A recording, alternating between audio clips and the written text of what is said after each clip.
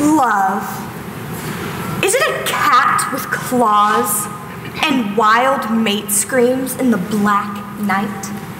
Love. Is it a bird, a goldfinch with a burnish on its wingtips, or a little gray sparrow picking crumbs, hunting crumbs? Love. Is it a tug at the heart that comes high and costs, always costs as long as you have it? Love. Is it a free, glad spender, ready to spend to the limit, and then go head over heels in debt? Love. Can it hit one without hitting two, and leave the one lost and groping? Love. Can you pick it up like a mouse and put it in your pocket and take it to your room and bring it out of your pocket and say, "Oh, here is my love, my little pretty mousy love"? Yes, love. This little word you hear about. Is love an elephant? And you step out of the way where the elephant comes trampling, tromping, traveling with big feet and long flaps of drooping ears and straight white ivory tusks. And you step out of the way with respect, with high respect, and surprise near to shock as you say, "Dear God, he's big. Big like stupendous is big. Heavy and elephantine and funny, immense and slow and easy." I'm asking, is love an elephant? Or could it be love is a snake, like a creeping, winding, slithering snake with fangs, poison fangs, they tell me. And when the bite of it gets you, then you run crying for help if you don't fall cold and dead on the way. Could love be a snake? Or would you say love is a flamingo with pink feathers, a soft sunset pink, a sweet gleaming naked pink, and with enough long pink feathers you could make the fan for a fan dance and hear a girl telling her lover, "Speak, my chosen one, and give me your wish as to what manner of fan dance you would have for me in the cool of evening or the black velvet sheen of midnight." Could it be love is a flamingo? Or is love a big red apple, and you don't know whether to bite into it, and you knock on wood and call off your luck numbers and hold your breath, and you put your teeth into it, tasting all there is to it, and whether it's sweet and wild, or a dry mush you want to spit out. It's something else than you expected. I'm asking, sir, is love a big red apple? Or maybe gopher dust is the answer. I hadn't thought about that. For you go to the gopher tree at midnight and gather its leaves and crush them into fine dust, very fine dust, sir.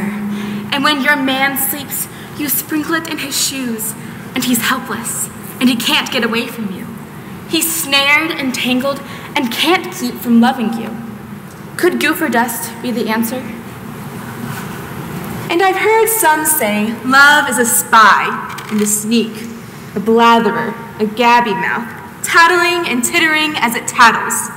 And you believe it and take it to heart and nurse it like good news, like heaven-sent news, meant for you and you only, precious little you. Have you heard love comes creeping and cheating like that? And are they after beguiling and befoozling us when they say love is a rose, a red, red rose, the mystery of leaves folded over and under, and you can take it to pieces and throw it away, or you can take it and put it on your windowsill and see it, until one day you're not careful, and it crackles into dust in your hand, and the wind whisks it, whither you know not, whither you care not. For it was just one more flame of a rose that came with its red blush and crimson bloom, and did the best it could with what it had, and nobody wins, nobody loses. And what's one more rose, when on any street corner in bright summer mornings, you see them with bunches of roses, their hands out toward you calling, "Roses today, fresh roses, fresh cut roses today. A rose for you, sir." The ladies like roses. Now is the time, Fresh roses, sir? And I'm waiting for days and weeks and months. I'm waiting to see one of those flower sellers, one of those hawkers of roses. I'm waiting to hear one of them calling, "A cabbage with every rose, a good sweet cabbage with every rose, a head of cabbage for soup or slaw or stew, cabbage with the leaves folded over and under like a miracle, and you can eat it and stand up and walk. Today and today only, your last chance, a head of cabbage with every single lovely rose." And any time and any day I hear a flower seller so calling, I shall be quick, and I shall buy 2 roses and 2 cabbages, the roses for my lover and the cabbages for little luckless me. Or am I wrong? Is love a rose you can buy and give away and keep for yourself cabbages? My lord and master, cabbages, kind sir? I am asking, can you? And it won't help any. It won't get us anywhere. It won't wipe away what had been, nor hold off what is to be.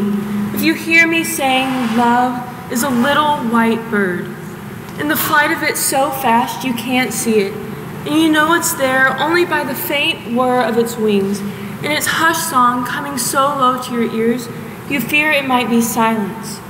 So you listen keen, and you listen long, and you know it's more than silence, for you get the hushed song so lovely it hurts and cuts into your heart.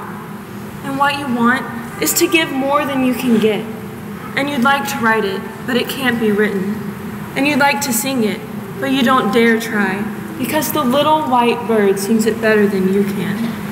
So you listen, and while you listen, you pray. And after you pray, you meditate, then pray more. And one day, it's as though a great slow wind had washed you clean and strong, inside and out.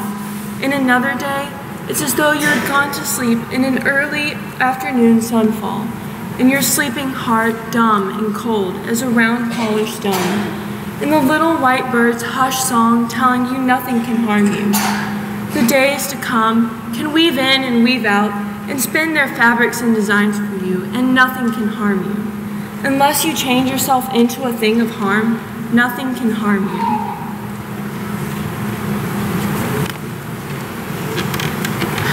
The little white bird is my candidate. Ladies and gentlemen, I give you the little white bird you can't see, though you can hear its hushed song. And when you hear that hushed song, it's love. And I'm ready to swear to it. You can bring a stack of affidavits, and I'll swear to it, and sign my name to every last one, so help me God. And if a fat, bumbling, shop-worn court clerk tells me, "Hold up your hand," I'll hold up my hand all right. And when he bumbles and mumbles to me, like I was one more witness it was work for him to give the oath to, when he blabs, "You do solemnly swear, so help you God, that in this cause you will tell the truth, the whole truth, and nothing but the truth," I'll say to him, "I do." And I'll say to myself, "And no thanks to you, and you could be more immaculate with the name of God." I am done. I have finished. I give you the little white bird, and my thanks for your hearing me, and my prayers for you, my deep, silent prayers.